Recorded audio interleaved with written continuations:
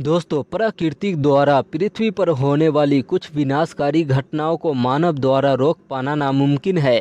जैसे कि भूकंप का आना, ज्वालामुखी का फटना, सुनामी आना, बादलों का फट जाना या भयंकर आंधी तूफान आना आदि है। लेकिन क्या आप जानते हैं इनमें से एक आंधी और तूफान क्यों आते हैं? नहीं जानते हैं तो आप बिल्कुल सही जगह पर है, क्योंकि इस वीडियो में हम आपको आंधी तूफान से जुड़ी जानकारी सटीक एवं सरल तरीके से देने जा रहे हैं। जब हमारे आसपास के वातावरण मतलब वायुमंडल में हवा सामान्य से कई गुना ज़्यादा बढ़ जाती है, मतलब हवाएं तेज़ी से धूल भरे कणों के साथ चलने लगती है, तो उन्हें आंधी कहते हैं। और वहीं इन हवाओं की गति 80 से 90 किलोमीटर प्रति घंटा या उससे अधिक हो जाए तो इसे तूफान कहते हैं, जो कि बारिश की बूंदों एवं आसमान की गर्जन के साथ खुले में रखी चीज़ें, घरों एवं विशालकाय पेड़ों को जड़ों से उखाड़कर अपने साथ उड़ा ले जाते हुए पूरी इलाकों को क्षतिग्रस्त कर देता है।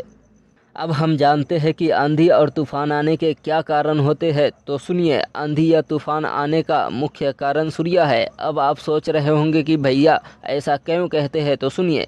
क्योंकि सूर्य की गर्मी द्वारा बढ़े तापमान के कारण ही आंधी एवं तूफानों का निर्माण होता है, और इसी कारण हमें गर्मियों में अधिकतम आंधियाँ देखने को मिलती है। जब सूर्य की किरणों द्वारा पृथ्वी के कुछ हिस्सों पर अधिक गर्मी पड़ती है तो पृथ्वी की सतह में मौजूद हवाएं गर्म हो जाती है, और ये हवाएं हल्की होकर ऊपर चली जाती है, तो नीचे की हवाओं में कमी आने लग जाती है। और इसी कमी को दूर करने के लिए अगल बगल की अधिक दबाव वाली हवाएं तेज़ी से इस खाली जगह की ओर बढ़ती है, जो कि आमतौर पर आंधी का रूप ले लेती है।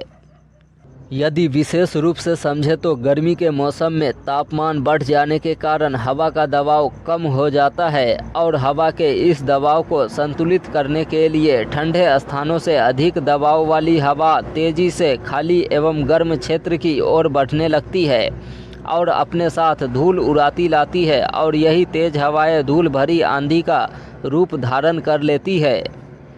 इसके अलावा जब समुद्र का पानी भाप बनकर ऊपर उठता है, यानी कि हवाएं ऊपर उठती है, तो नीचे की हवाओं में कमी आने लग जाती है, और आसपास की समुद्री हवाएं इन हवाओं की जगह को तेज़ी से भरती है, जो कि चक्रवात का कारण बनता है।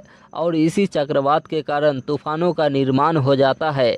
इनके अलावा वायुमंडलीय दबाव, गुरुत्वाकर्षण एवं भूकंप के कारण भी भयानक तूफानों का निर्माण हो जाता है।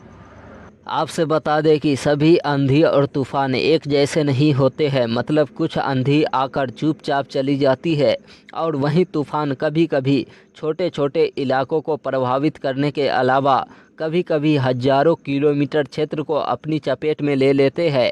मतलब आसान भाषा में कहे तो ज़मीनी भाग से उठने वाली तेज़ हवाओं का चलना आंधी कहलाता है। वहीं समुद्र से उठने वाली चक्रवात को तूफान कहा जाता है। अब हम जानते हैं कि ये चक्रवात बनता कैसे है, तो सुनिए। तूफानों के बारे में समझने से पहले हमें चक्रवात के बारे में समझना चाहिए, क्योंकि चक्रवात के कारण ही विशालतम तूफानों का जन्म होता है। समुद्र में उठे चक्रवात की हवा गोल घेरे में तेज़ी से घूमती है, जो कि कीप के आकार के बादल जैसा रूप ले लेती है। ये चक्रवात समुद्र में बहुत कम वायुमंडलीय दबाव वाले इलाकों से बनना शुरू होते हैं, और इस इलाके की सतह काफ़ी गर्म हो जाती है, जिससे समुद्र का पानी कम वायुमंडलीय दबाव वाले स्थान से भाप के रूप में ऊपर उठने लगता है, और धीरे धीरे विशाल बादलों के गुब्बार में तब्दील हो जाता है, जिसके बाद इन बादलों के केंद्र में हवा का दबाव बहुत कम हो जाता है, और इसमें गर्म हवाएं नीचे से ऊपर और ऊपर से नीचे की ओर बहने लगती है, जिसमें हवाओं की गति काफ़ी तेज़ हो जाती है, जो कि कम दबाव वाले क्षेत्र में गोल गोल घूमने लगती है और बवंडर और साइक्लोन आदि का रूप धारण कर लेता है। इसके बाद इन चक्रवातों का आकार बढ़ता चला जाता है और अपने आसपास के बादलों को अपनी ओर खींचकर ये चक्रवात घूमते हुए आगे बढ़ता है, और अपने साथ बहुत तेज़ हवाएं मतलब आंधी तूफान और मूसलाधार वर्षा लाता है। ये चक्रवात विशालकाय तूफानों का रूप धारण कर जान माल का अधिक रूप से खतरा पैदा कर देता है। वहीं तूफान के प्रकार की बात करें तो बवंडर एक प्रकार का गोलाकार तूफान है जिसके अंदर वायु का दबाव बेहद कम हो जाता है और यह जिस इलाके से गुजरता है उस क्षेत्र की इमारतों को तहस नहस कर देता है। इस प्रकार का तूफान बेहद शक्तिशाली और विनाशकारी माना जाता है। वहीं चक्रवाती तूफान की बात करें तो जब गर्म हवा के चारों तरफ बेहद कम वायुमंडल के साथ दबाव की स्थिति पैदा होती है तो इसे चक्रवात कहा जाता है। चक्रवात तूफान समुद्र से उठता है जो अत्यंत भयावह होता है। इस प्रकार के तूफानों में एक तरफ गर्म एवं दूसरी तरफ ठंडी हवा के मिलाप होता है जिसके कारण ये और भी विनाशकारी हो जाता है। चक्रवात मुख्यतः 6 प्रकार के होते हैं। ये सभी प्रकार के चक्रवात अत्यंत प्रभावशाली एवं विनाशकारी होते हैं। वहीं हरिकेन तूफान की बात करें तो हरिकेन एक प्रकार का तूफान है जिसे उष्णकटिबंधीय चक्रवात के नाम से जाना जाता है। हरिकेन तूफान को सबसे शक्तिशाली तूफानों में भी गिना जाता है। इस प्रकार का तूफान जल की सतह पर बनने वाले निम्न दबाव युक्त वातावरण में घूर्णन करते हैं। इसके कारण समुद्री इलाकों में तेज आंधी व तूफान का निर्माण होता है। हरिकेन तूफान की गति 74 मीटर प्रति घंटा से अधिक होती है।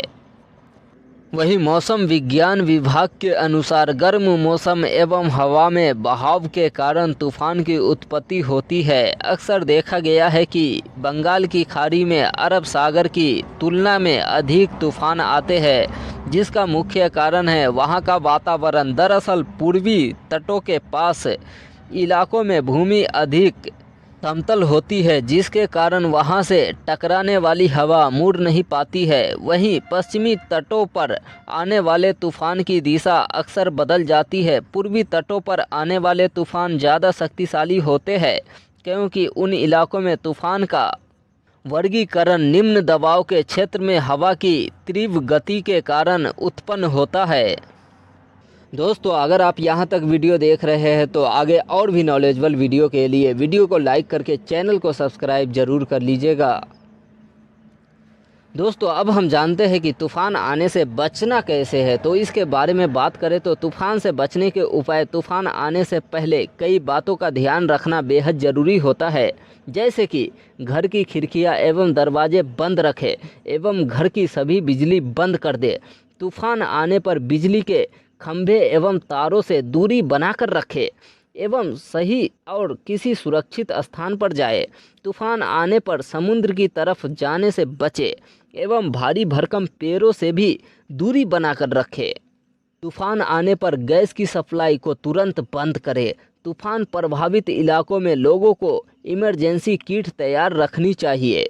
तूफान आने पर शांति बनाए रखें और केवल आधिकारिक घोषणाओं पर ही ध्यान दें। दोस्तों आपके मन में कोई भी सवाल चल रहा है तो कमेंट बॉक्स में ज़रूर रखें जिसका हम जवाब दे सके। मिलते हैं फिर अगले वीडियो में। जब तक जय हिंद जय भारत।